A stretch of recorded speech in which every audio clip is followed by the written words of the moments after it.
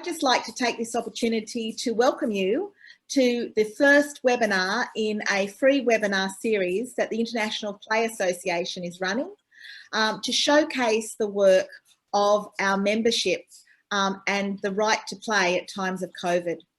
I'm Robin Monroe-Miller, the President of the International Play Association, and I'm delighted to be part of over 100 members online tonight who are going to be listening to our first theme around play at home. And we have 5 organisations represented this evening who will be presenting to you a short presentation about their work, and we'll have an opportunity, hopefully, to also ask some questions at the end of that presentations together and have a bit of discussion about some of the concepts and the challenges that we have heard about. And certainly I'd like to give a big call out to people who, we know there are some people online tonight who are not members, and we'd like to just encourage you to take out a membership. If you're struggling with how you do that or perhaps the fee for membership, please do make contact with us and we'll be able to assist you to get you signed up. For those of you who are not members, in the coming weeks, you'll probably hear from Tam Bailey, who is our membership officer, and he'll be following you up to give you some support and assistance with that. So do take advantage of it. But in the meantime, we welcome you, and we're excited to actually showcase for you who our members are, because we're a pretty talented bunch. And the International Play Association is the only international cross-sectoral membership organisation for play in the world. And so we should be really proud to be members. And I think after you're hearing the presentations tonight, you'll probably feel a sense of pride. It's interesting that we have over 100 people on tonight, because one of the reasons we're actually here is because of the pandemic that's affecting our world at the moment. And over 100 people have been impacted by COVID in regards to actually falling ill with the sickness. And then we have over 2 million people as of January the 15th who have actually lost their lives.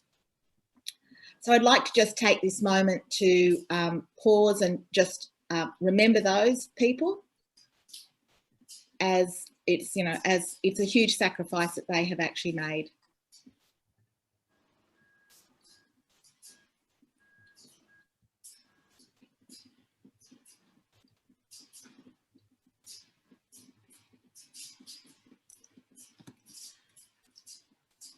So as we step back tonight and relax, I hope you'll have a cup of tea or a drink. I'm talking about tonight, as you may wonder, as I'm in Australia. So forgive me as I keep getting it mixed up with time zones. So I hope you've got something to drink, something to eat. It's a very flexible evening, a couple of hours that we're going to spend together, and I hope you'll actually enjoy what you're about to hear. So I'm going to kickstart with actually inviting Abby Chow from Playwright Hong Kong to present first. And I'd like to acknowledge tonight that Playwright has done an amazing job at bringing these webinars together, and thank Heidi and Roy for being part of the IT that's supporting us this evening, and Kathy in her leadership role with Playwright for allowing this to occur. So over to Abby, who is going to be presenting to us the special project that they have worked on as part of play in times of COVID. Hello, everyone. I'm Abby from Playwright. I'm so happy here we can share what we went through and what we are doing now to cope with COVID-19 in Hong Kong. So I have a PowerPoint presentations. Okay, everyone can see the PowerPoint now? Yes. Okay, as I share, I'm from Hong Kong Playwright. Playwright is a small or medium size of a charitable organization. We have one goal that we work together. We hope to build a playful city, where we respect the children's voice and respect children as one of citizens. And we hope one day, every child in Hong Kong, they have a many playable space. We have play provision and play program in hospital, in school, in library, in playground, in the park, and everywhere at home. And every adult think they will give time and opportunity for children to play. We always want every adult to become playful. The parents, the teachers, and social workers, and play equipment suppliers, the government people, hope one day it will become true. So we look back, Hong Kong, the first case in Hong Kong is 27 January last year. We are one of the few places we have the first wave of COVID-19 in January or February. So Hong Kong schools shutdown has been among the longest in the world. You can see the chart. We just have start from January last year. We have just a short reopening school during a very short period of time, but we close again, and we hope we cannot resume the school class until end of February. So another things happen is our public playgrounds are closed. In the playrooms and toy library closed almost a year, and most children's play space, the children could not go down and play in outdoor and indoor. And one of very popular, I think most of you may heard about Hong Kong is the most densely populated space in the world. And we have a special name called subdivided flats. Actually, the families of 4 or 5 live in the double bed size. And they are eating, they're playing, they're doing homework in such a tiny space. And also the children in the hospital, we cannot have a hospital visits since the COVID. So in a sense that the children, the sick children is being isolated. And just children with special needs, they cannot go to the special school or special childcare center. The parents share with us that they have a long fighting each day with the kids, how they can be remove the barrier that the children can have a normal life again. So that's the situation in Hong Kong. Of course, not all the children in Hong Kong live in subdivided flats, but we can see the that the unemployment rate is going up. The situation is getting worse. So our team is thinking about how we can do, how our play worker and our hospital play specialists and our different play officer, what we can do for the children. The children need to stay at home. The children specialists, they have no school to go. The special center closed. And the children in hospital, they're being isolated. So in February, we come out, we try to think outside the box, but actually we think inside the box. We become invented, it's called Homeplayboss. So during the first and second wave, we have distributed 5,000 Homplaybosses. We differentiate 3 types. One is early childhood, lower primary, and special needs. We distributed to the school, special school, through the NGOs, through the community centers, and what inside the Playboss. We think the Playboss can sustain as long as possible. We don't know whether we have a second chance to provide a play opportunity for the children. So the Playboss, the content is all about the loose parts. So they can mix the home materials, the water, and also the many different tape, and also the paper roll. They can develop different play ideas at home. We have posted a video on the Facebook, so the parents, the teachers, they would know what inside the box and how they can use the boxes. Hong Kong suffered from the SARS in 2003, That time we think the COVID-19 will end during summer, but it's not. It still continue. So how we can contribute, make more children to enjoy the Playbosses? We think about, we want a lesson learned in the first and second wave, and we have many seminar trainings to the teachers, social workers, the parents, and spread out the ideas as many as possible so they can duplicate our concept and produce their home Playboss and roll out the impacts. I think more than a million Playbosses are developed through different channels during the summer. And I think as you, Hong Kong is suffer again the fourth wave. Every day in end of November, up to 100 people got the cases. So the school suspend again. We think the children live in the deprived districts. No parents to have a guidance, how they can play with the Playboss. So we come up the ideas. We add the online interactive play session, just like now we are not what we are doing. We open the Playboss with the children and parents together. And every month we give them the Playboss, the Zoom session, so they play with our play workers online. We have one case shared with us that the Playboss, every month they wait for our Zoom sessions, and they can play last for a few months, and they will play with the siblings and their parents and in ongoing sense. And our hospital play specialists also think about, now the children every day open the TV or heard the news about the COVID-19 cases, the hospital, the medical staff, they have a lot of anxiety.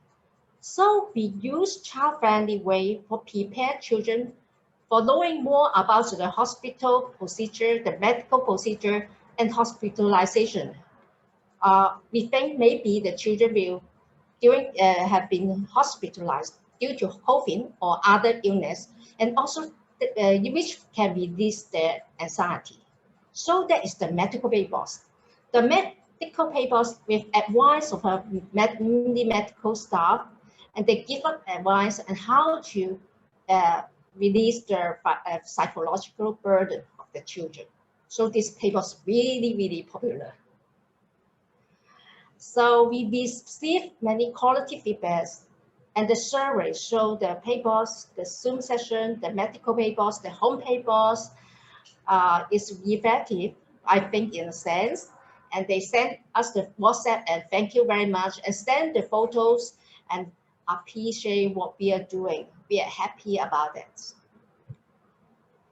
So what's the next step? Now the current situation at high unemployment rates, and we will start the vaccine program in late February.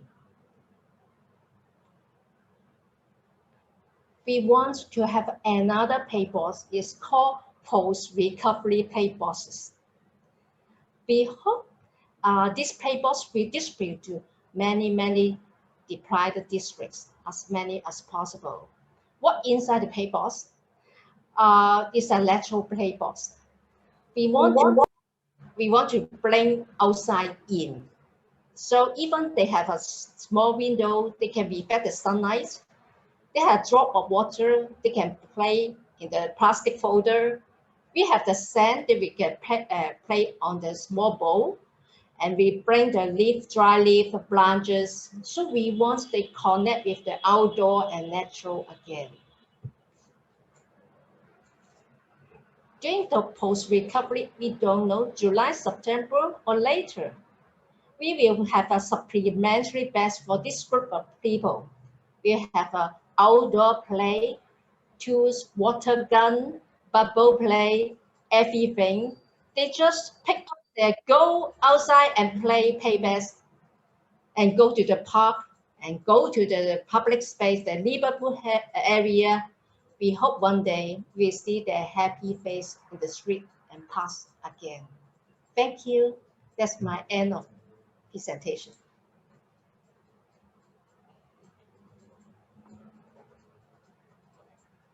Robin, you're on mute. Robin, you're mute. I'm unmuted now. That's the new saying for 2020 and now 2021. Robin, you're on mute.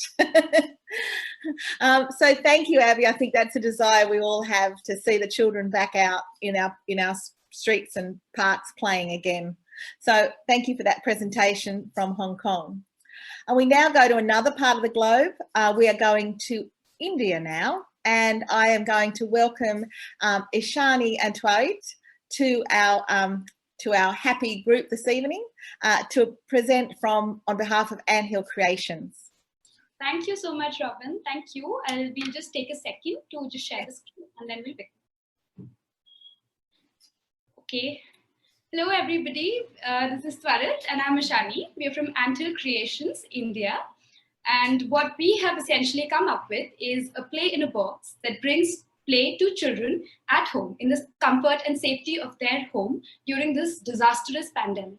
So we'll just take you through what we do essentially and then about our product, and we hope you like it. Hello everyone, good afternoon from India. So first of all, I'll just brief you about our organization. We at Anthill Creations were building playgrounds, and we have built close to 260 playgrounds in 18 states of India before COVID, and we have always worked toward the vision of bringing back play to the underprivileged communities of the region. And when the COVID hit, our goal was to keep play sustained among those children whom we had built playground earlier for.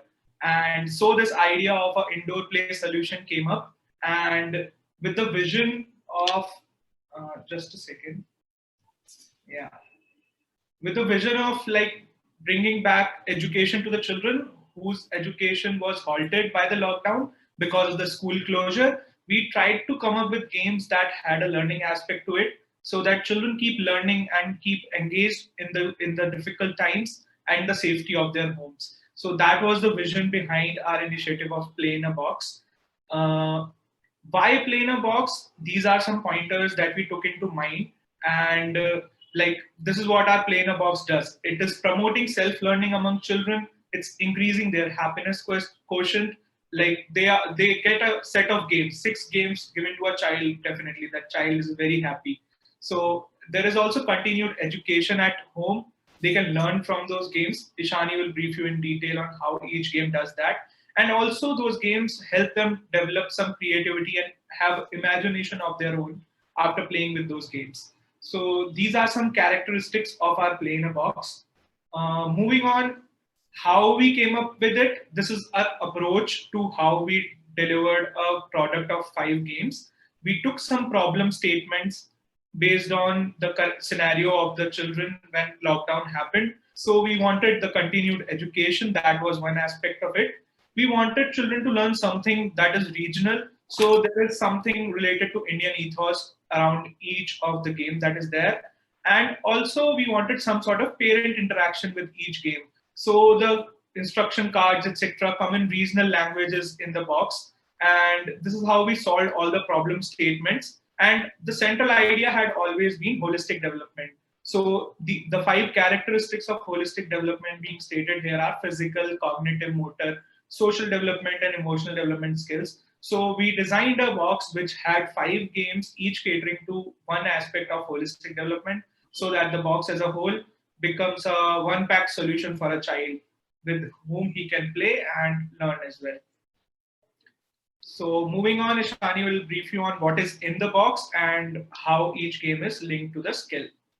Okay, so when we talk about Play in a Box, what does it essentially mean? What is Play in a Box? So our entire idea for Play in a Box and for a child to learn was holistic development. Now, for holistic development to occur, what we need are these 5 or 6 skills that need to be harnessed so that a child gets the best out of all of it. So we have physical development, cognitive development, motor skills, social development, emotional development. These are the 5 skills that a child really needs in their early and formative years. So when we talk about games, we will be moving on and explaining how each game relates to one skill. and how all these games together form a box that help children learn and play at the same time and from the safety of their own home. So these are the 5 games that we have over here. So Kit Kit Ginti, it is a sort of hopscotch. I'm pretty sure everybody has played hopscotch when they were children. And this is something that we have given a regional touch to, because India is a massive country with a lot of cultures. And so we've tried to cater to each of it so children understand better. Then we have the second game, that is Discover India, that helps improve cognitive development.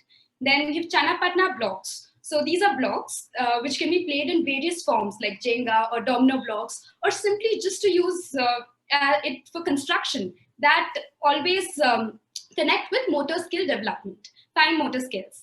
Then we have the next game, that is the Jungle Exploration. So it's a jungle game. Basically, it helps children, it's a team play game. So it helps them play with each other, keep and connect with each other, and it also improves social development. And the last one is a Kala Kit. So what Kala Kit is, it helps the emotional and creative development of a child, because they imagine and they learn and they draw, and it's free play for every child. So they can go beyond their imagination and do whatever they like. So this is what is inside our box, and what our box consists of. It has reusable materials, so it is very sustainable in nature. All the games have been tried to be made with local, keeping in mind the local context of every place. So it has reusable materials like cardboard boxes, cloth, wood, and paper. It has personalized labels that a child can use to make the box their very own. So because it's plain a box, it's their very own box, and they should be happy about it. Then it has multiple play factor for each game. It has instruction cards in all different languages that cater to all the languages all across India, so that every child, because children from the underprivileged sector of India don't usually relate to English or Hindi itself. They have their different languages like Bengali and Kannada and Marathi. So every instruction card is given in a separate language, so children understand and relate better. They feel more comfortable. Then we have a compact design as well. Now we'll move on and explain each game to you. So as you see, this is Kit Kit Ginti, which is essentially a hopscotch mat. So a hopscotch mat that also has a very regional touch to it, because it has numbers on it that are in different languages like Telugu, Bengali, Hindi, and Marathi. So these are the 4 most spoken languages in India. So we put this across on our hopscotch mat. And hopscotch is essentially a game I'm pretty sure everybody knows, where you throw the stone and you hop across the mat, and then you come back hopping and you pick up your stone and you finish the game. And every child is pretty happy to do that. So are we. So with this mat, we brought hopscotch indoors. Yes, we brought hopscotch indoors so that children can be safe and they don't feel isolated, but they can still continue and enjoy playing. Also, with every game, what essentially we try to bring out, even though children, this is a very constructive mode of playing and they have instruction cards, we want it to be free play, because children are so creative and imaginative by themselves. They always come up with different versions of one game. We don't really need to tell them, okay, this is how you play something. They will be telling us, looking back at us and telling us that, okay, this is how you play something. So we've kept different play variations so that children can innovate and create so many multiple versions of one game. So moving along, we have the next game that is basically our Jungle Explorer. So our Jungle Explorer is a 2-way game. So basically it has a bingo board. So how we actually play bingo with cards on a board. All the cards are arranged on the board, and when a name is called out, they turn the card and they have to form their own sequence, and that is how you play the bingo game with animals as well. So every card also has these graphic animals that are really pretty and also have their IQ written, their lifespan, their height, and certain other necessary information about animals that also makes this game very educational for them. So when they're actually playing this game, they actually learn a lot about the animal kingdom. Also, they can play this game as fighting cards, where they have the highest number and the highest bid of every animal. Say, if we say what is the highest height of an animal. So whatever they have, that person wins. With that, every child also learns how to play with each other in a team and also learns a lot about that animal. So this was our second game. Then moving on, is our third game, that is Discover India. Because as we mentioned, India is such a huge country with so many different cultures. It is very important for a child sitting in the south to be able to relate with a child sitting in the north, and to be able to know what is there in that state, what makes it so special, what to expect when you one day actually visit the place. So Discover India has a set of cards. So it's like a puzzle game. Plus, it also helps a child understand what is famous in a certain place. So for example, if we say Delhi, New Delhi. So New Delhi has the India Gate. And when we point out on the card, India Gate, they have to point it out on the map that, okay, this is here, it's in Delhi. So India Gate is in Delhi. And that is when they are given their second card to form the puzzle. So when you join the two cards, they see the state forming on the back of the card. And they have the two, when they turn the two cards, they actually see two famous things that is from that very state. So this is how you play the Discover India game, which we've tried to make very educational so that they continue learning while they're still at home and education has come to a halt. Then we have our very favorite Kala kit. So what Kala essentially means is artistry. And which child does not like to indulge themselves in arts and crafts at that age? So this Kala kit actually comes with a drawing book and a DIY dice. So what this DIY dice essentially does is, it has cut and fold patterns on it, which teaches the child as to how they're supposed to form or construct a dice. And when they play with the dice, when they, like you actually play with the dice, when something comes on top, if there's an activity or an exercise that comes on top, they're supposed to perform that exercise. So that also keeps them very up to date with what is happening around them, and it also keeps them physically very fit. So this is our drawing book plus coloring kit plus a DIY dice that makes the art kit for every child. And then the last one for constructive play is our Channapatna blocks. So Channapatna is essentially a region in Karnataka. So in Karnataka, Channapatna is this traditional place where you have these very nice artists who come up, who make these wooden blocks. So these blocks are essentially manufactured over there and cater to every child so that every child can play it in their own way. So they can play it as domino blocks. As we said, they can play it as constructive blocks. They can play as a simple game of Jenga. So there are so many different ways that a child can use these blocks to construct something and develop on their fine motor skills. And as an additional accessory for all these games, we have instruction cards. So our instruction cards are in English, plus the regional language as to where we are giving the boxes to. So if the boxes are going to New Delhi, the other language will be Hindi. If they're going to some place in Karnataka, it would be Kannada. If it's in Bengal, it would be Bengali. So we have English plus the regional language so that every child feels comfortable playing with their own box, so that they understand every single thing and they don't feel left out in everything. Yeah. So this is how our box is curated, and these are some of the points that we feel are unique into our box. That it's a curated selection, definitely, right? And like every game caters to a certain age group. So we have targeted the age group of 5 to 9 years of age, and children up to 12 years of age enjoy it pretty much. And as you have like come across, 5 games, 5 skills. That's our motto through this box. And this box, we are aiming to provide a child with an ear full of playfulness. And since every game has a multiple play factor, they don't get bored out of the games and are learning along with it as well. So for this Play in a Box, when we started, the idea came when COVID happened and we developed the box till June, and we launched a Mission 10K, Mission 10,000 boxes, with which we aimed to reach out to 10,000 children. And we launched this campaign on a crowdfunding platform as well, and we were reaching out to potential donors, partners, where we can raise funds for it and probably reach out to 10,000 children. That was our target. And on this campaign, we did several distribution drives, and we distributed these boxes to more than 4,000 children in India. And with the support of 600 plus individuals and 3 corporate donors, KPMG, Intuit, and Salesforce, they came out and helped us a lot in reaching out to more children with this play box. And this has been our Mission 10K. Some of the testimonials, some of the good words that we have received from the headmasters of the schools, parents, as well as children are listed over here. They have really praised it, and children are really liking it in our country. We also got praise from Ministry of Education India about our campaign. They praised us for this campaign and bringing educational play to the lives of children. We got praised by them. And these are some of our supporters who have been kind to us and have been supporting us in our initiative. And this is our team. So yeah, from the beginning of until from 2015, we have been focused on bringing back play, and now we are doing it both outdoors and indoors.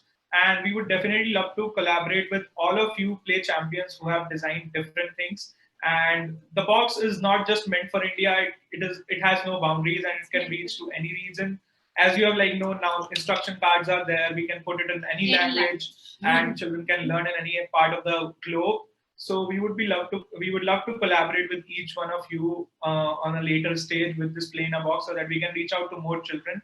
Also, we have tried to design new games. The box is not limited to the games that are there in the box. We have been conducting virtual volunteering hackathons with the employees of different corporates, so that they can come up with the idea and have an indirect impact as well. Since volunteering has stopped physically, so we have started it virtually through play hackathons and designing games for Play in a Box. That is it from our end. I'll share 2 links with you on the chat section of our website and our campaign. You can check that out and reach out to us. And since, I'm so sorry, but it's like Robin also said, that every child all across the world, we are doing it for children in India, but you all are doing some amazing work all across the world, and every child deserves the right to play. So a collaboration with all of us together would be so great. Just imagine what it could bring about. So yes, and definitely we've really been very, very lucky to be able to cater to these children and to be able to see their faces light up, and we give them the box and they're also happy. And yes, so that was our product. Thank you so much. Thank you so much, Ishani and Farid, for that presentation. And it was lovely to see from both Hong Kong and from India that we are seeing the distribution of those boxes in thousands, quantities of thousands. And the crowdfunding idea is certainly something that has got merit for a number of us to consider. We now are stepping across the globe a little bit further. We're heading to Scotland now, and it's my pleasure to welcome the 2 members of the Starcatchers team, who are Rona and Heather, and they're going to be sharing with us about their project, We Inspirations. So welcome, Rona and Heather. Thank you. I think Heather will share her screen. I'm just going to do a very brief introduction to who Starcatchers are and the kinds of things that we do, and then I'll pass over to Heather, who can share about our We Inspirations project. Starcatchers is Scotland's national arts and early years organisation. We specialise in arts and creative experiences for babies, toddlers and young children aged 0 to 5 and their parents and carers. Our work is generally focused around theatre and performances for babies. We make theatre productions that we tour around Scotland and sometimes internationally as well, but due to the pandemic, that's one of the things that we really haven't been able to do over the last year. We also run programmes of community engagement. We're really interested in what happens when you have a consistent engagement between very young children and their parents and carers and artists, and how by engaging in arts and creative experiences that can support social emotional development, it can build confidence and well-being in both the children but also with the parents and carers that we're working with as well. We also run programmes of training, so Heather leads on our creative skills programme, which is about providing support for nursery workers, early primary school teachers, family support workers who work with charitable organisations, and statutory services, so that we're trying to instill the use of arts and creativity across Scotland, where people are working with children and families. And we also run a programme of artist development, so that we are providing inspiration for artists who want to make work for or with very young children in Scotland. So that gives you a sort of a snapshot of what we do as an organisation. We run a series of advocacy campaigns because we really want to raise the profile of the role that the arts has to play in early childhood in Scotland, but also about how the arts is really a vehicle for children to access their rights, particularly around Article 31 and their rights to play and to access arts and cultural life, but also how the arts can be a vehicle to enable children to access their rights more broadly. So we have a whole range of campaigns and activities that we've delivered over the last few years around that, and We Inspirations links to some of that campaign work, but it also fundamentally links to how we are enabling as many children as possible to engage with arts and creative experiences, particularly during the pandemic and the impact of being locked down at home with limited or no access to friends, to relatives, to the other groups and activities that those children would normally engage with. So if I pass over to Heather, she can share more about the detail of what she and her colleagues developed with We Inspirations and how we've shared that across Scotland, but also around the world, because we've certainly had some connections with people engaging with it from other parts of the world. Heather, over to you. Thanks, Rona. Hello, everybody. Good morning, good evening, good afternoon, wherever you are. As Rona said, my day job is running training for early years practitioners around creativity and kind of sharing inspiring ideas. I don't know what everybody else's social media looked like as you were all approaching your own individual lockdowns, but in Scotland we locked down for the first time in March 2020, and my social media became flooded with ideas. A lot of craft ideas, a lot of very complicated craft ideas. I saw a box fort that looked roughly the size of my own house. And I thought, oh, actually, is this helpful for parents? You know, is this helpful? Or, you know, when faced with being locked down in your house, you know, with your child, are these helpful things to be doing? You know, something that involved a lot of prep and not necessarily a lot of kind of child input. The other thing that was being shared really early on was like worksheets for very young children. And I thought, oh, actually, you know, we're in real danger of taking a good kind of like step 10 years back if we're not careful. So in Scotland, we're really lucky that our early years sector, by and large, really does understand the importance of play. It's kind of play-based learning, but there can sometimes be a bit of tension between what's happening within the early years sector and then what's happening at home and what parents think is important. So as a society, I think we've got a wee bit to go. So we started talking in Starcatchers and said, well, actually, what do parents really need and what do wee ones really need right now? And really early on, we thought, actually, what they need is some fun. You know, we're all in a really stressful time. We need to focus on relationships and we need to focus on fun and we need to focus on play. So when we were developing our ideas to be shared, this was the kind of central tenet we were going for: a bit of silliness, a bit of magic, and also a bit of reassurance for parents. I think parents were contacting nurseries and saying, well, you know, what about their reading and writing and what about their development?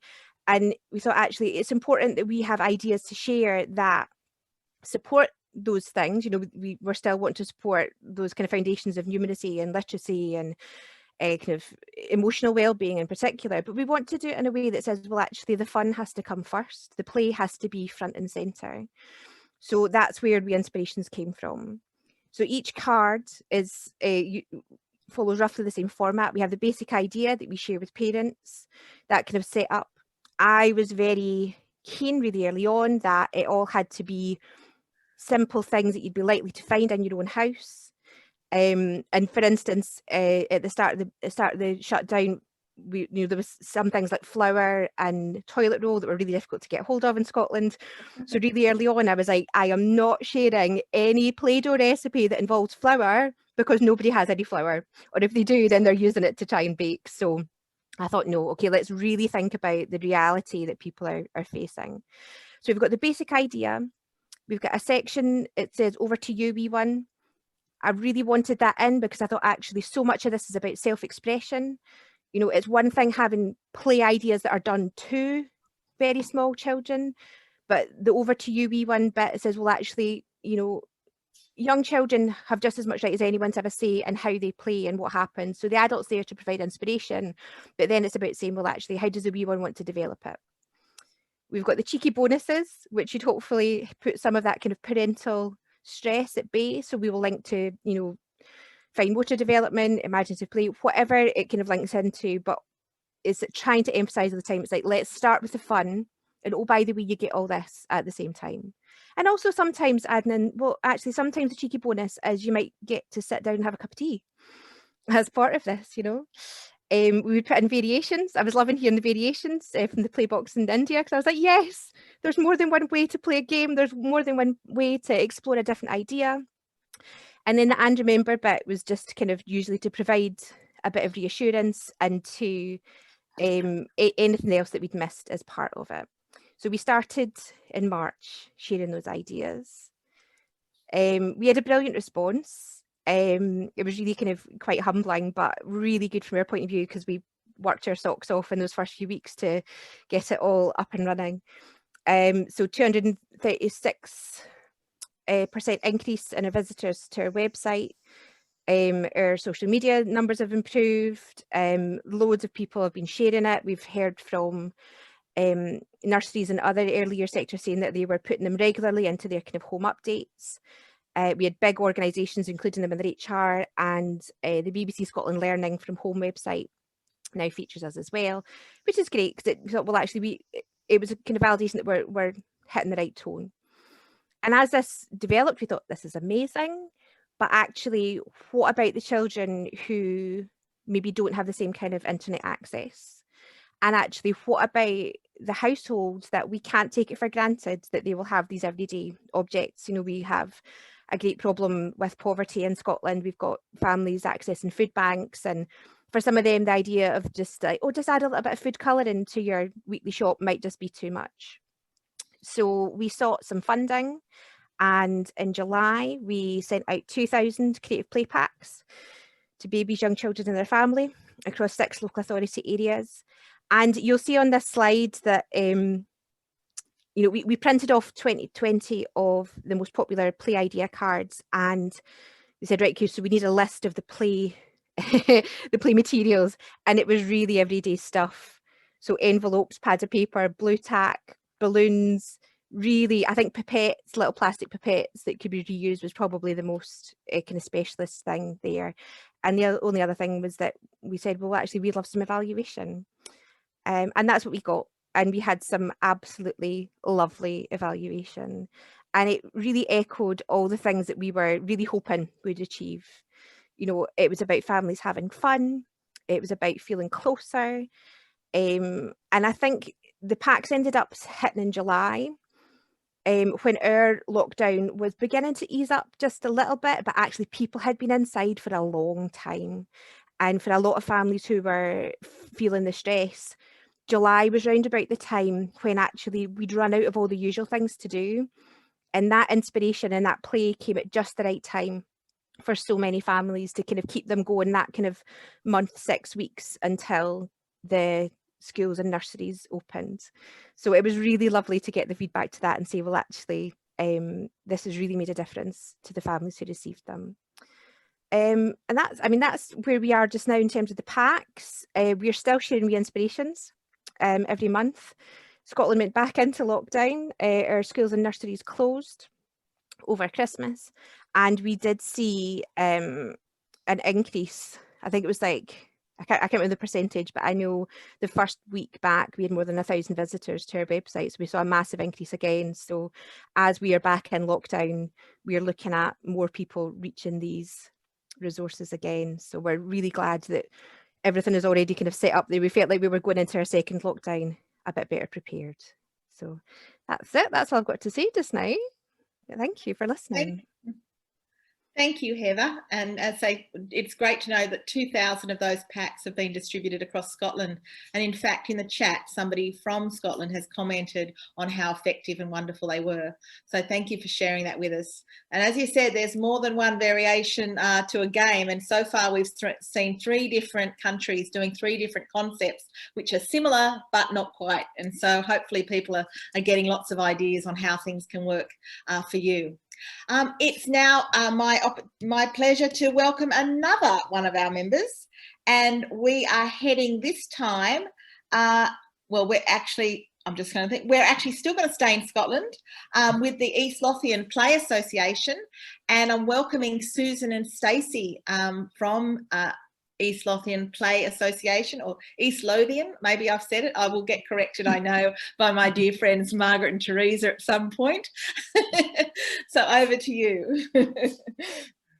Thank you for having us. I mean, it's definitely, I'm getting lots of inspiration and scribbling ideas down. And you'll hear as we go through our presentation that we've been watching lots of people here and getting ideas from you all. So it's nice to be here with everyone today. I'm Susan, and you'll also hear during the presentation from my colleague Stacey Marco, who's the project manager at ELPA. So I'm going to share my screen with you.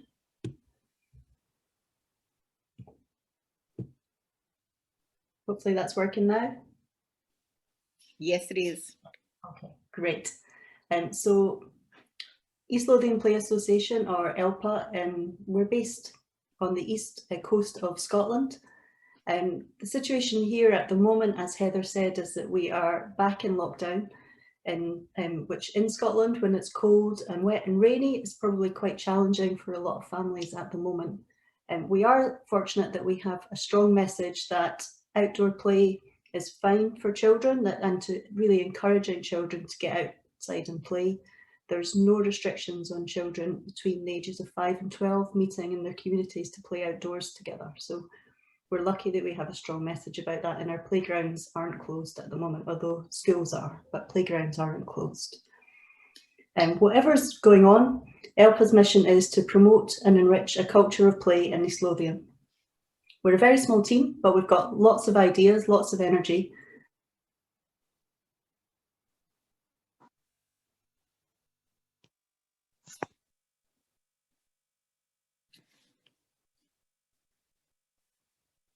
Okay, are we all frozen, or is it just me?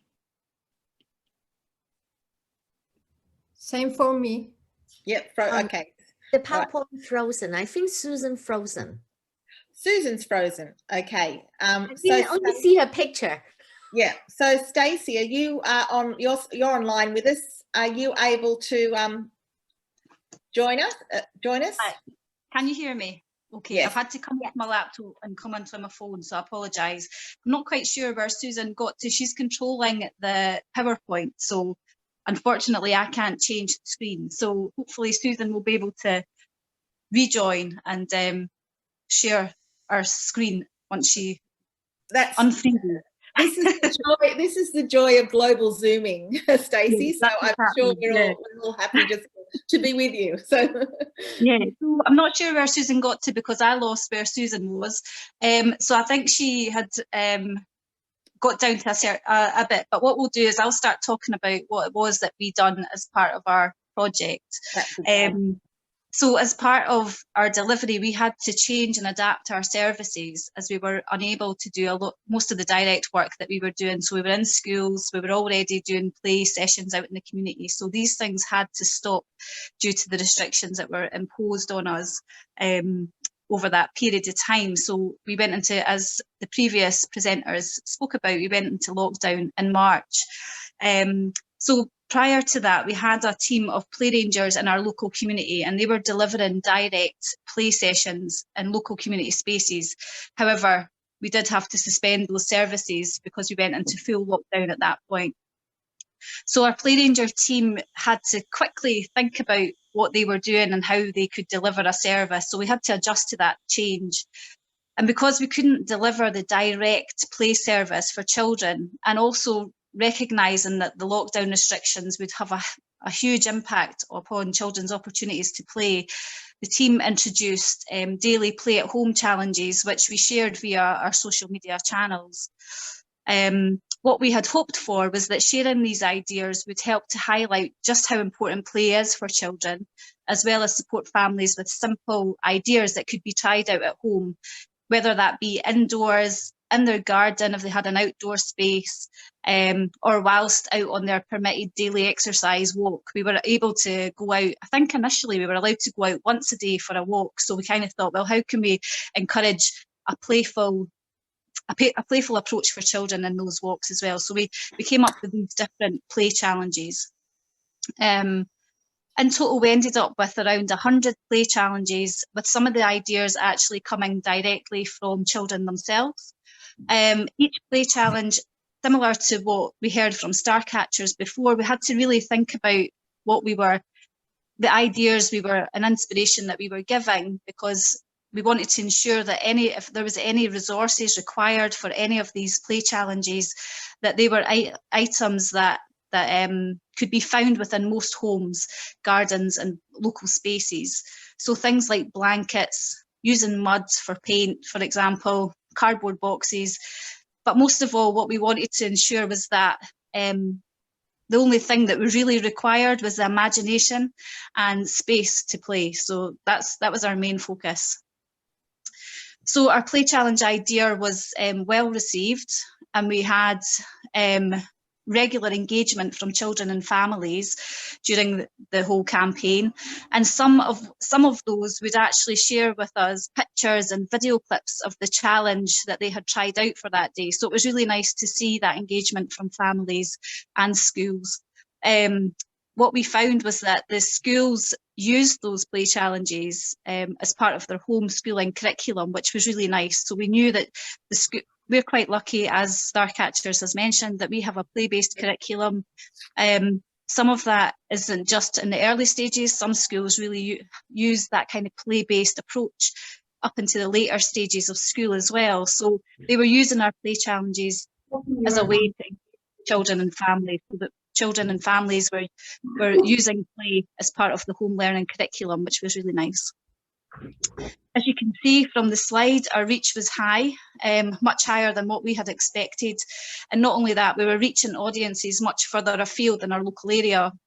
We were surprised at how far our posts were being shared. They were being shared across Scotland, which was lovely. They were being shared across the UK, but also they were being shared internationally. We had some shares from Australia, we had some shares from Canada and the US and some other places as well. So it was really nice to see the engagement from other places. And I suppose our social media as well, it grew. We had lots of new people joining our social media channels, which was lovely. We were really pleased about that. So after our 100th challenge, and after receiving feedback from schools and families, we thought about how we could use those play challenges, these play challenge ideas that we had came up with, that we had been sharing over the past few months. So we decided to create a resource which could be used within different settings to spark the play. That was our kind of main thing. We wanted to spark the play. So this is how we created our Spark the Play challenge cards, which you can see on the screen just there. So each card itself has a play challenge on one side, and we chose the challenges which were most popular from the online delivery that we had done. On the flip side of the card, there is information which is more adult-based, so sharing information about the play that might be observed, for example, how this play could be adapted to suit the environment, different variations, as we said, that children might play these things in different ways. So we kind of wanted to share that with the adults so that they could stand back potentially and just watch. So generally we wanted to support adults to ensure that children have the space and time to play, whilst encouraging the adults to step back, watch, and if invited, join in and have fun alongside the children. I'm going to now hand over to Susan, who will hopefully Susan is there, I'm not frozen. I'm back, hopefully. Oh yes, so I'll now hand over to Susan, who'll tell you a wee bit more about our storybook and our little friend Mica. Yeah, sorry about that. I'm not sure at what point it froze last time. So I'm not sure how much you heard of the introduction. Sorry about that. So our online challenges were reaching a large amount of people, but we know that that didn't work for everyone. And as Heather said, it felt like there was quite a bombardment at times of ideas online.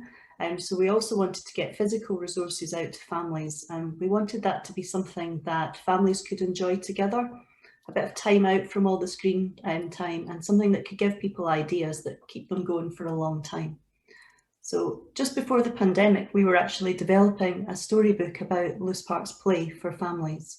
And this came about while we were working with local families at a community centre. Lots of people were asking us for ideas that they could do every day with things they had around their house that wouldn't cost them any money, but would engage children for a long time.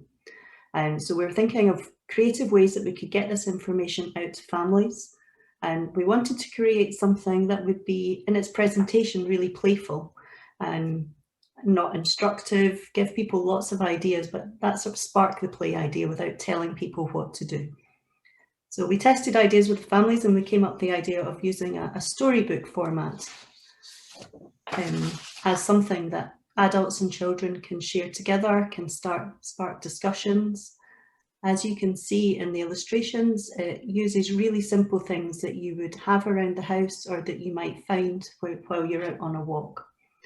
And we grew this idea with the families we're working with and tested it out, and they gave us their stories of play, which ended up inside the book. So that was a really nice process and something that we had almost finished. And at the start of the first lockdown, we worked very quickly to pull this together and worked with a local illustrator to have it professionally illustrated and printed. As mentioned, someone else mentioned, we held a crowdfunder campaign because suddenly we wanted many more copies of these books than we had originally planned as a small local project. So we held a crowdfunder campaign and we were able to get 2,400 books out. Oh, wrong slide, sorry. We got 2,400 books out across East Lothian. And with the extra funds, we also were able to do a play pack. As you'll see, we have been watching what was happening across the world, and we produced a box of play resources as well that went out alongside our storybook. So we used a cardboard box so that the box itself was a plaything, and it was filled with quite sensory items like bubbles and feathers and foil blankets. And we thought about the play types and chose materials that would cover a range of play types and would appeal to different ages working together. And we're really pleased that we got some feedback through our social media that indeed families were playing together for a long time, and the boxes were encouraging imaginative play and building, and that mums and their children were all playing together. So that was really great to get that feedback. We found it quite hard reaching families during lockdown. Our usual routes of communication were closed. We weren't seeing anyone, but we built new partnerships with the local library service and with local family support agencies to make sure that we could get our books and resources out to families who are most in need. And those partnerships have proved really fruitful and we're still building on those. In our storybook, there's a little puffin called Mica, and puffins are quite common along the coast of East Lothian. People will be quite familiar with them here. And she's become a friendly face that we can use. So we've used this little character now on letters out to parents, on play tips that we're sending out. We've made a video for parents that would go along with the play pack. And that also works for local parents, but it's got a much broader reach. So I think the last video we did was about 10,000 people viewed it. So, and our next project with this little Mica character is a series of 4 postcards encouraging families to get outside and play in all weathers, because in Scotland right now it's a bit cold and wet and people might feel a bit shut in during lockdown. So we just want to really encourage people to get outside and play every day, whatever the weather. So right now we're developing postcards using poems and play ideas and our little character to encourage people to get outside and play. I'm going to hand back over to Stacey. Thanks, Susan. So yeah, our play rangers, as Susan's talking about weather, our play rangers are out in all weathers, and we are thankful that we have been able to restart our play ranger service due to the lockdown restrictions easing round about, as Starcatchers mentioned. Our restrictions started easing during the summer, and we were able to start our play ranger service again in the August. And we've put in this section for play at home because it really is about reaching children at their home spaces. So it is their community spaces just outside their home area. So that's why we've put into this section as well. So in Scotland, outdoor play for children has been encouraged after our initial lockdown. And even now, while the nation is pretty much, we're in full lockdown at the moment, schools are closed, we're not really able to go outside unless it's for exercise. Children aged 11 and under are still permitted to go outside and play, which we're thankful for. In August, as I said, our services resumed, enabling our Play Ranger team to get back out to delivering direct play sessions in identified local community spaces. And primarily these are communities who are identified as having higher levels of deprivation. Poverty is still an issue in East Lothian, so we are delivering in areas where that's identified as a higher has a higher rate. In each location, for people who maybe don't know what the Play Ranger is, our Play Ranger team takes a selection of resources, things like loose parts and slack lines and other items that you might want to use for play, to an identified space within a local community. And children from that local community are able to freely come and go from the session as they please. And since starting back, our Play Rangers have been sharing the message that it's still okay to play. So making sure that that message there is that yes, children can still go out to play, even despite what we might be facing in terms of our lockdown restrictions. So despite outdoor play being allowed, and despite where we might be within the varying restrictions and that strong message that is being shared, there's still a reluctance to allow children out to play. But seeing our Play Ranger team out in local community has supported and encouraged parents and carers to allow their children back out to play. So they've seen us out playing, they kind of start to feel like it's okay for children to be back out playing. And even additionally, on top of that, some children also felt quite apprehensive about going back out to play. They were worried and anxious about the virus, and that was kind of restricting them a little bit. However, the children who initially, when we started running our redelivering our service, excuse me, who were a little apprehensive at the start, have become more comfortable and confident throughout the time that our Play Ranger team has been delivering, which has been a real positive. The restarting of our project has been well received, both by children and adults. Quite often we have adults who come along to our sessions as well, alongside their children, depending on how old their children are. So we've been getting lots of really good feedback. And we were told how much the children actually missed having those opportunities for play in their community. So the Play Ranger team has worked really hard to ensure that the sessions are delivered in accordance to the guidance provided by Scottish Government. We do have guidance that we need to follow to ensure we're delivering them in a safe way. We need to make sure that our sessions are COVID secure. So we've had to adapt our sessions a little bit more, which hasn't taken away from the playful nature of the sessions, which is really good. On the next slide, you can see some of the signage that we've created. We've got to display some of the signage at our sessions. So we wanted to make sure whatever we were sharing was child-friendly and easily understood, but also had an element of fun to it as well. So we're looking at the guidance and how we might make it more fun for children. So we're kind of the coffin into an elbow.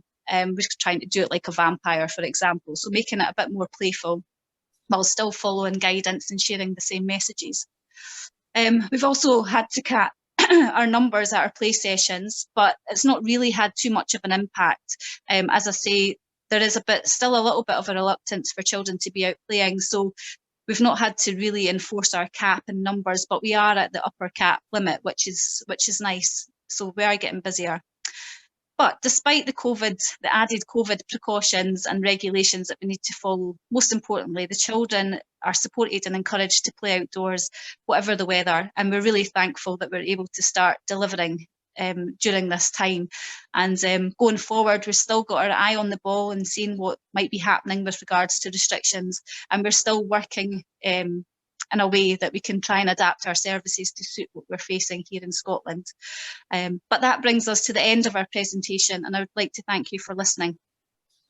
Thank you, Stacey. Great, thank you, Stacey and Susan. That's terrific. Thank you as well. I'm conscious of our time, but as I say, another great project that was able to inspire us. Paul from Play London. So we haven't travelled. We're going from Scotland back to England now, so we haven't travelled too far in this latest move. So I'll hand over to you, Paul, and welcome. Hi. Okay, I'm just going to share my screen if I can.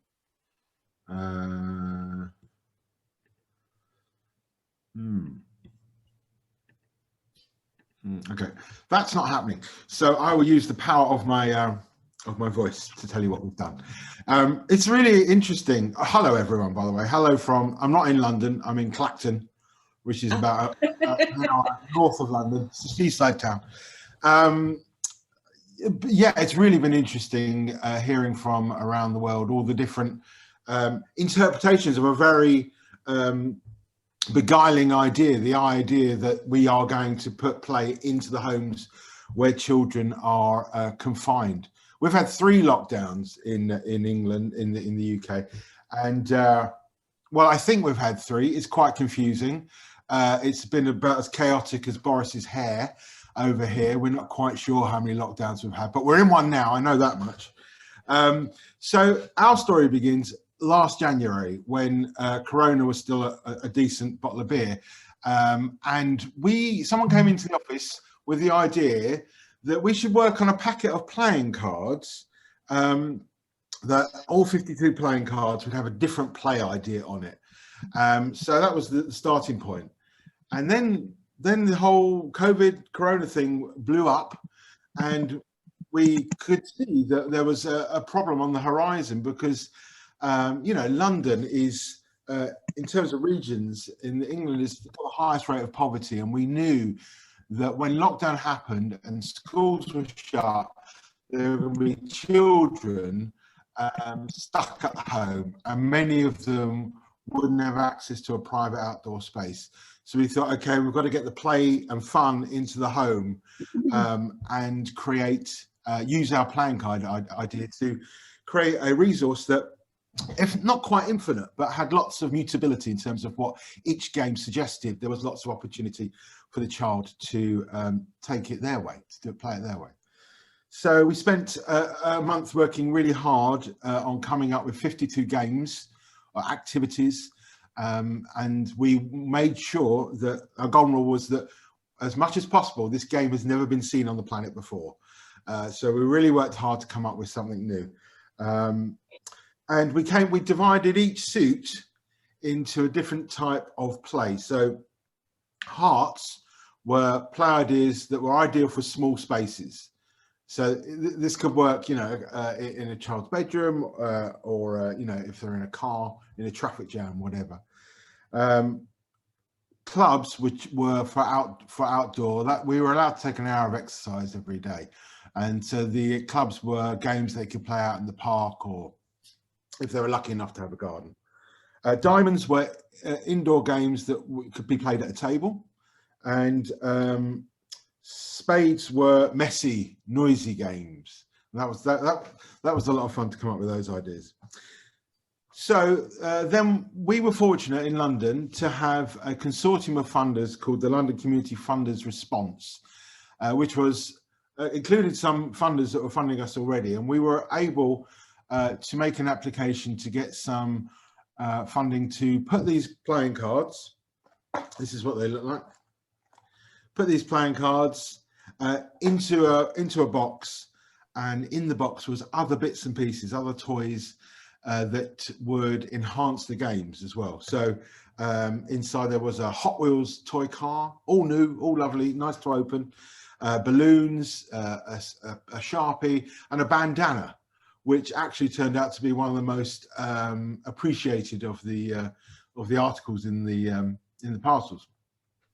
So then the next step was, how do we distribute them? We knew that some adventure playgrounds are working in some of the poorest parts of London, so they would be a great partner to distribute the parcels, and also food banks, of which unfortunately there's a growing number in our capital. So we contacted 20 or so, 25 agencies, either adventure playgrounds or food banks, and they were great. They were up for it. Then we got a team together. It was logistically quite complicated because you had to we were doing 2,000 parcels. So you try and order 2,000 Hot Wheels cars. It's not easy. And so we managed to get all the stuff together in the same place at the same time, pack them up in boxes. It took us a day to pack these boxes, put them in a van, and then they went out in that weird period that we had here between lockdown 1 and lockdown 2. In the parcels, we put a postcard, a stamped address postcard, and we asked the children to tell us about their lockdown, tell us the things they missed, and also a bit of market research. What did they like about the cards? And we got about 150 back, 200 back, which was they are a really interesting document as to how children were in London were experiencing lockdown during that first lockdown in March. And some of them are heartbreaking. Kids saying that they missed their grandparents or they'd lost a loved one. Some of them saying they missed school. And so we've scanned all these postcards that have been returned, and we're going to turn them into something, because I think that is an interesting snapshot of how things were in that first lockdown. And the feedback on the cards was great. Kids were enjoying them, having lots of fun with them. So we thought, oh, this is good. And then we had another wave of funding, and that was allowing us to do a second emergency play parcels run. And we did that in December, just before the third lockdown. And we designed a new pack of cards, which was all kind of wintry games, games to play with ice, with snow, with mud, out in the cold. Again, we did our best to come up with stuff that hadn't been done before. So here's what the cards look like. Sorry, keep getting my, there we go. And on the back is a little Irish, little snowball. And the idea is, on the back of the cards, you can use these snowballs to create your own game.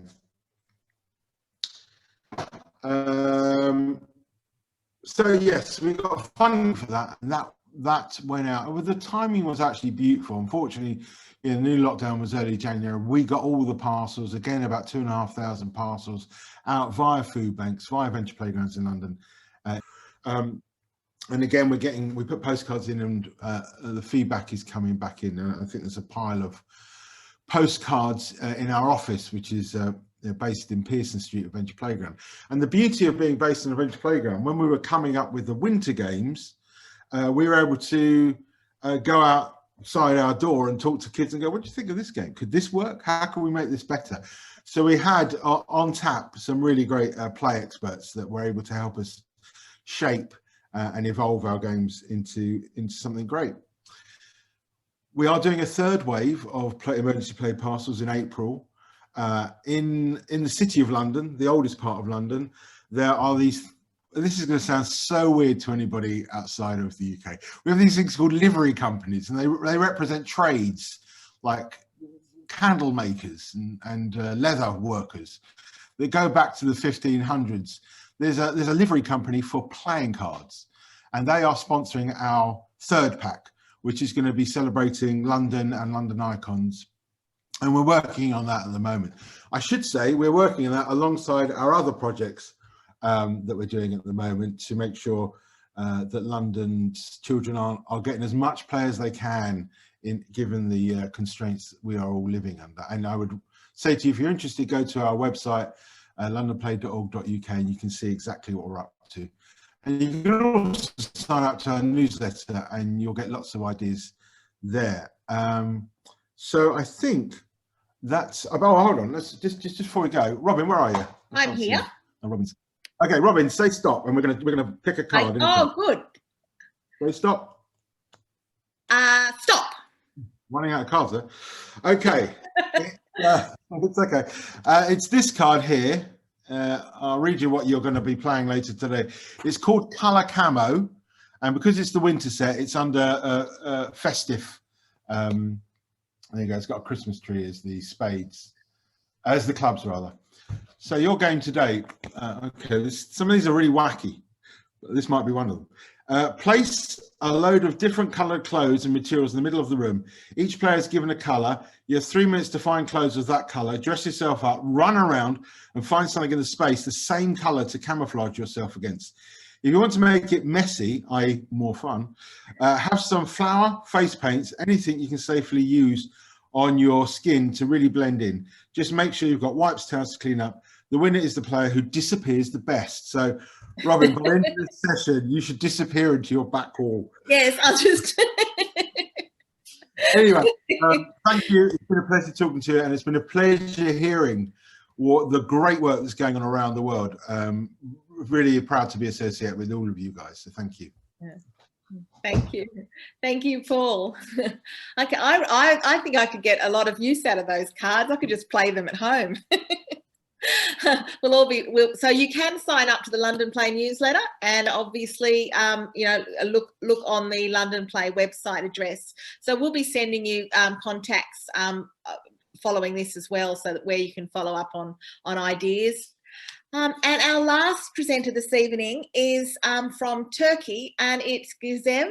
Now we've had a lovely conference in Turkey not so long ago, and so very fond memories of Turkey and of the team in Turkey who Gizem was part of them. So over to you now, Gizem. Are you with us? Yes, hi, I'm here. Oh, great. Hello, everyone. And I'm gonna share my screen quickly.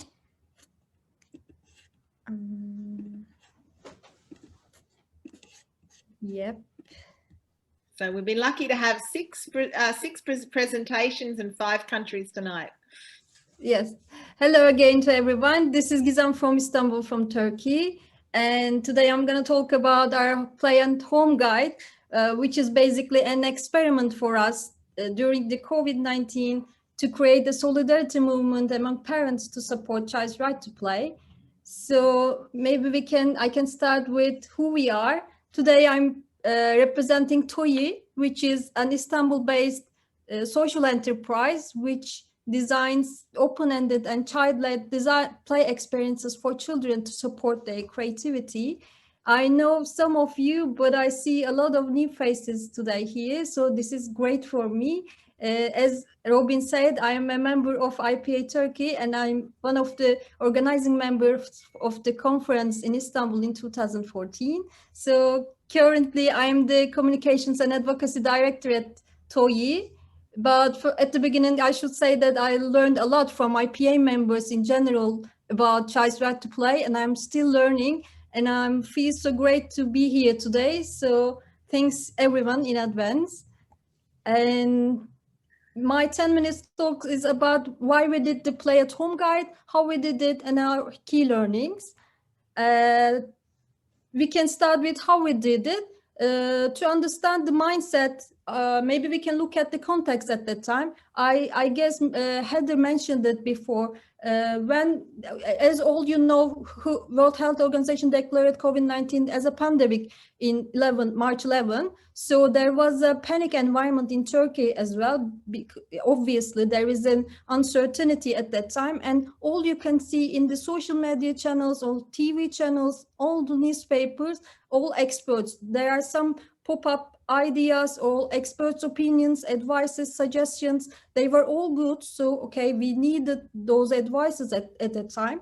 But we also thought that, but in the meantime, we know that there are also people who struggle and trying to find their own ways at their home to create play opportunities for children at their home. So we thought that maybe we should come together with those people and create something together to overcome these days together. So we launched our Play at Home guide at the end of March. So basically, Play at Home Guide is a collective solidarity movement initiated by us, but powered by parents in Turkey to overcome this crisis days more easily with the unifying power of play. So basically, we created a platform for listen to people to share their ideas, their suggestions for other people or parents or children. Luckily, we came together more than 200 parents in Turkey and asked their children's favorite play during the quarantine. So, and we share them in our Play Guide website. And you can see some parents send us their favorite dance moves. Mostly were baby sharks dances, maybe you know, but they are fun. They are having fun. They are dancing with their grandparents, grandmothers, and they are all playing with their families. Some of them send us their material-based play ideas, their physical activity routines, their daily play activities during the home, and some of them send us their traditional games like Ebru in Turkey, some home parkour ideas in their homes, and some of them send us their TikTok challenge videos. We thought that this is a fun, and because people are starting to consider TikTok challenges as a game or something like playing dancing movement. So we also add those TikTok challenges in our Play Home Guide. We thought that it was so rich, it was so local, and also so universal at the same time. And we also used some social media elements to reach out more people during this time. We tried a couple of engagement mechanisms to create a community building.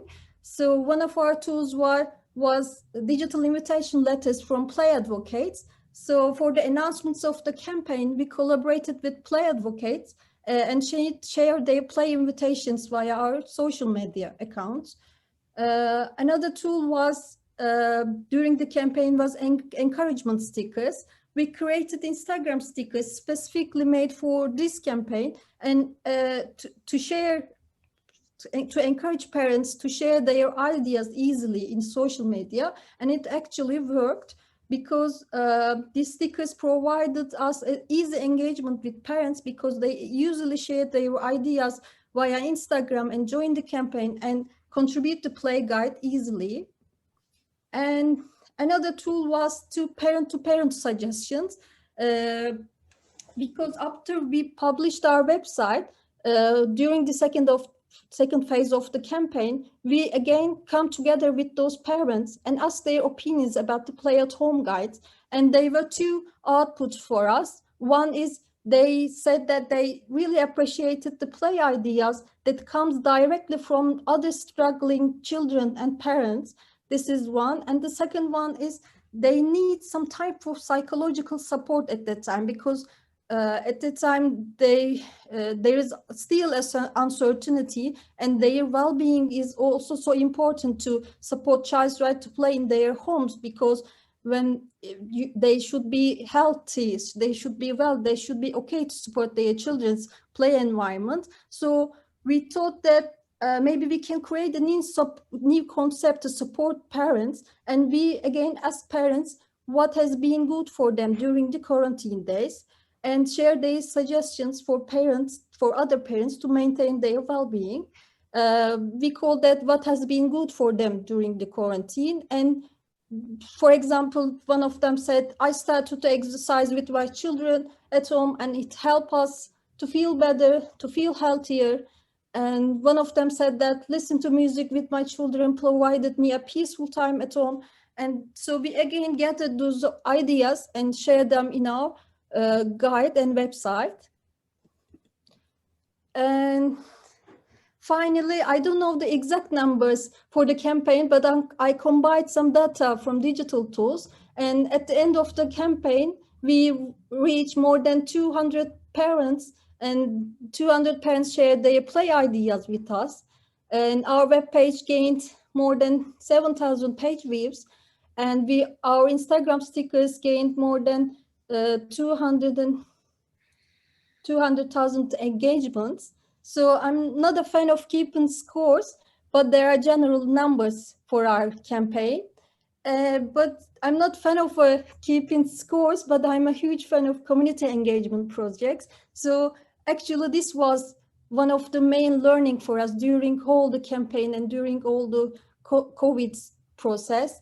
In crisis like COVID, we learned that listening people, exchanging ideas, creating something together to overcome the issues is the best thing we can do. I can summarize our learnings like, in addition to expert-powered sources like articles, like guides, like platforms, like TV interviews or something like that, they are also necessary. But in addition to them, parent-powered sources increase the solidarity and engagement among parents to support child's right to play in times of crisis, I think. So all I can say is that considering people, parents, children as active participants, not just passive receivers of some kind of information, is the key for participation and creating a sense of community. So as a play advocate, maybe I can say that we should create mechanism for people to contribute, to share, and to be owner of the campaign to support child's right to play. So this was our main learning. Solidarity is the main learning. Maybe we don't have to do some everything.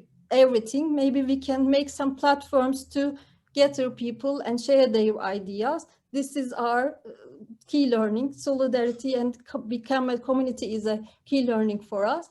So I'm really grateful to have a chance to meet those parents during the campaign. This is my key learning. And I'm also grateful today to be here to meet with you. So this is all from me now. Thank you so much for listening. And if you will have any questions, we can discuss later.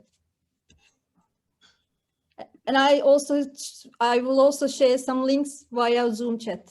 That would be great. Thank you, Gizem. Well, that concludes our individual presentations this evening. And we do have now time for some questions or some comment. We've been getting some very positive comments in our chat section. I suppose one of the things that really sticks out to me through all of this is that whilst COVID has had quite serious impacts across the world, one of the perhaps potential benefits that COVID has brought, which we never imagined, is that play is truly being able to be delivered and pushed into homes across the world and to children that may not have ever had these experiences before. So you could just this evening, I'm just astounded by the breadth of interactions that people were able to have, the engagement with parents about the importance of play. So huge progress has really been made when you look at the examples that have been provided tonight and the access that's been given to children. And I do wonder and question, and I'd be interested to hear people's comments on this about, you know, have we moved the goalposts along as a result of this whole, you know, pandemic? Has play actually been one of the beneficiaries of it? So Jackie Bolden comments about that parent power concept as well. So interested to hear from people about, you know, we saw in a number of examples that the power of parents and engagement of parents has been a very key part of it. I'd be interested to hear from the presenters while we wait for some questions or further comments, how you felt that the work that you've done has moved the importance of play into homes and raised awareness amongst families.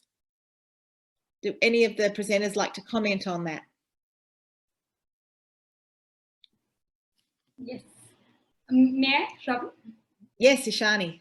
Yes. So basically, at least in India, what happens is when we usually serve the underprivileged communities. So the parents in the underprivileged communities, they are daily wage workers and they don't have a good educational background. So they don't understand a lot about why children need to be educated or why they need to play. So when we actually went ahead and gave these play boxes to the children, the play boxes also had this angle where the parents could actually map the activity that the children were performing. Any game that they would play, the parents would see, okay, what game they're playing. They had to give them a star, and that's how they kept themselves engaged with the children. So that is how slowly they realized that the child is learning something when the child could actually turn back at the parent and teach the parent the same thing, may it be educational or just in the field of play. So that is how we got the parents engaged, and that was really good to see, because over here parents, they barely know anything. Like the children that we cater to, their parents barely know anything about this. But now when we see the parents coming up to us and calling us and just telling us that, oh wow, you've done wonders in our child's life, and can you come back, and can they have this, and can they have that, we see that spark in them. We see that, okay, now we are engaging more of our population. We are actually spreading awareness about this entire concept, and more the people know, more this concept can generally be advocated and applied everywhere throughout the country and throughout the world. So that was one very positive thing that we noticed when we actually distributed the box from home to home over here. Ishani, your group was, as Angela, was one of the ones that used crowdfunding as well. How do you think, do you think that the impact of the crowdfunding was actually better because people were suddenly aware that children were not able to play? Yes, we definitely support this, because the sheer number of supporters we've got, like from all over the country, the individuals who have just stepped up, and no matter what they donated, but they also had this in mind that they have to donate towards this cause, saying that this cause is important, because it is very important for the youth of tomorrow to not be stuck at this very point, to not have education come to a halt, to not have play come to a halt, and to be so supportive of this cause. We really saw actual change over here when we were doing this crowdfunding initiative. Also, most of our funding that came from was from parents, because those were the ones who usually understood what the impact has been on children, and they were finding to engage their children like very difficult in the times of COVID when they are at home. So from the privileged community also, we got a lot of support, and they got boxes for their children as well, and donated a few boxes for other underprivileged children as well. So that's how it worked. Like buy one, gift one model worked for us in the crowdfunding campaign. Sure. Paul, your team already had that concept around the cards that you were doing, and I'm just wondering, as a result of those, you were going to do them anyway, but as a result of that actual, of what's happened, have you been able to actually get more traction with the distribution of those cards than you possibly would have done any other time?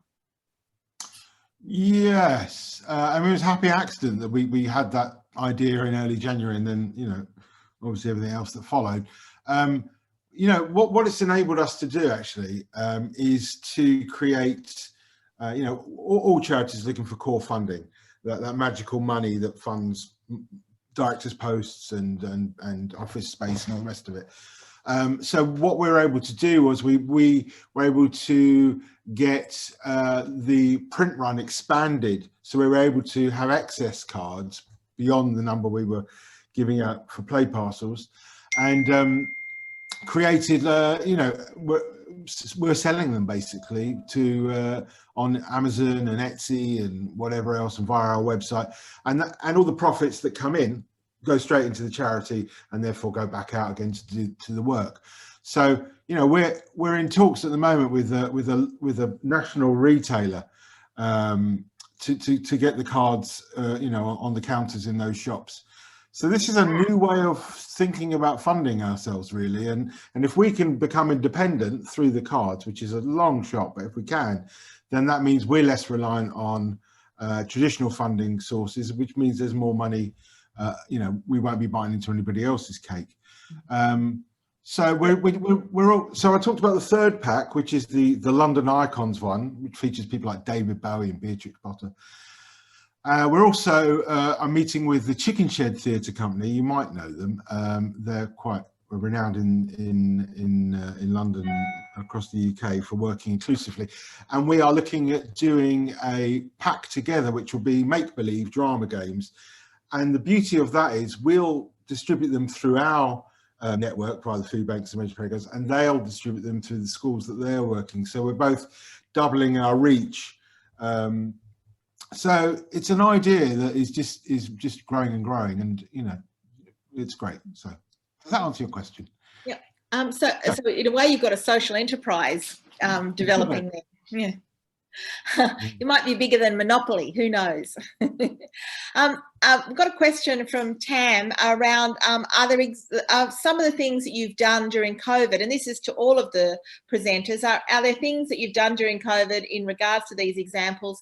Are you going to continue with them post-COVID? You know, is that something that you'll continue? And as we've heard from Paul, that initiative with the playing cards will continue. Anyone else going to be continuing with their particular project? Yes, definitely.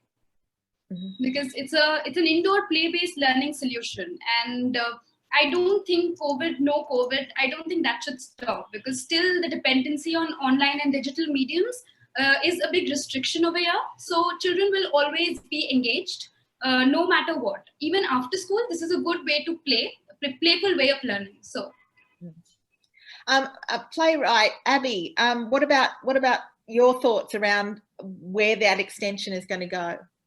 Yes, I sure the Playboss concept will be continued. Just I share, it depends on the situation. Now foresee we have a post-recovery. The children may go to outdoor one day, so we connect them by electro Playboss and medical Playboss to help them to release the anxiety when they're facing their medical procedure. I think the psychologically and connect with the outdoor, that's the key part in the future. So we can mingle it in the Playboss concepts. East Lothian PlayStation, your book that you've produced and the resources you've produced, they look like they've got long-term, that you'll be able to actually continue to use those as part of that promotion of play? Yes. Yeah, definitely. And that's, so we're both speaking, yeah, definitely. And that's something that we would love to develop. And even before this, we were thinking of how do you get that information into people's homes to, beyond your usual following? How do we reach people who maybe don't know about play?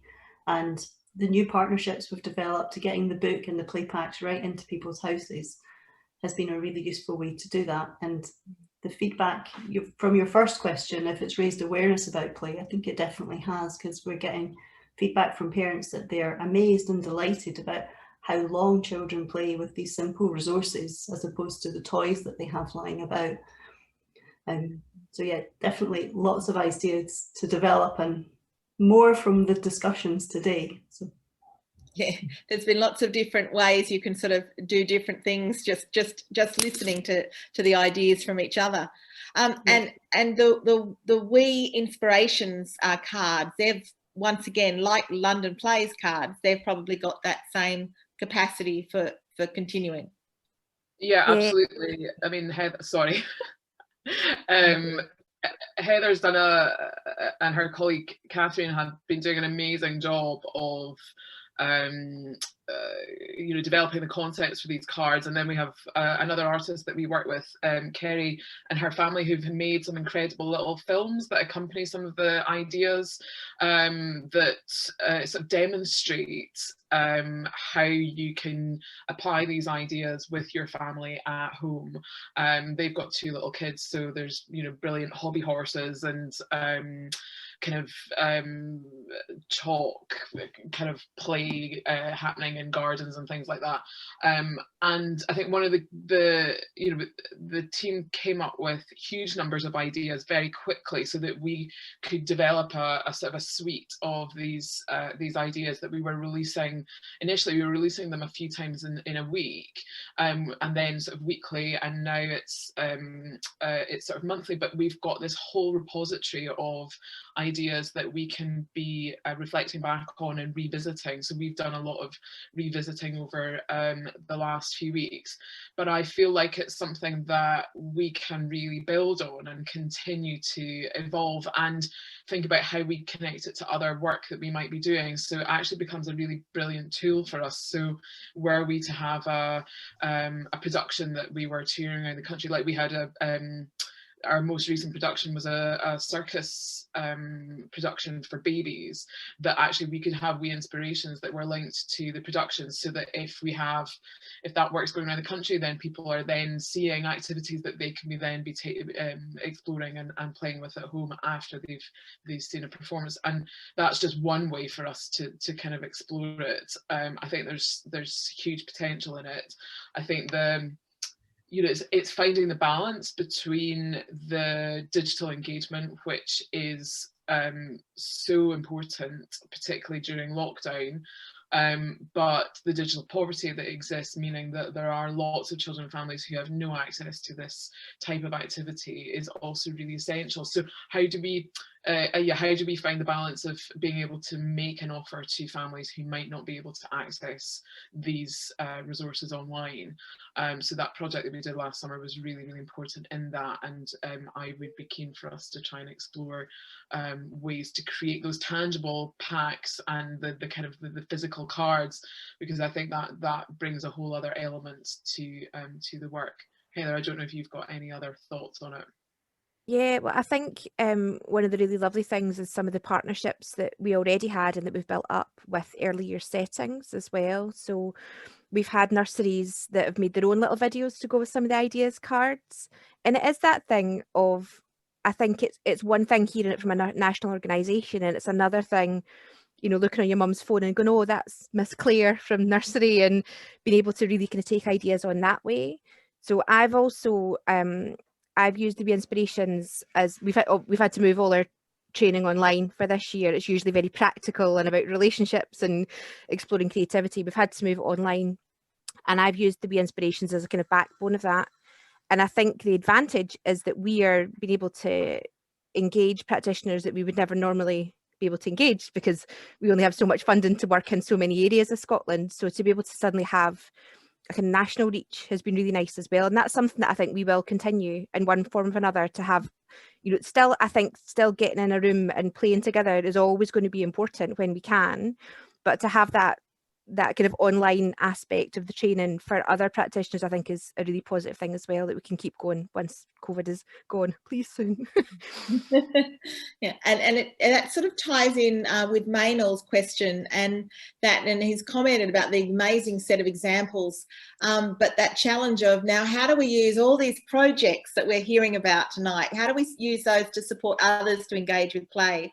And Rona, you touched on that idea of that digital poverty, and so the idea that we need to get that tangible stuff out there. But yeah, how do we get that? How do we share all these resources and get them out to places?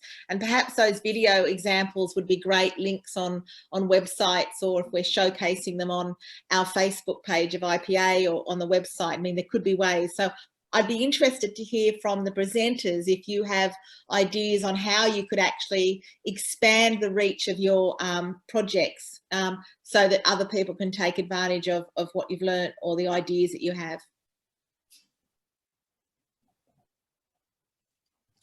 Okay, I'll dip in.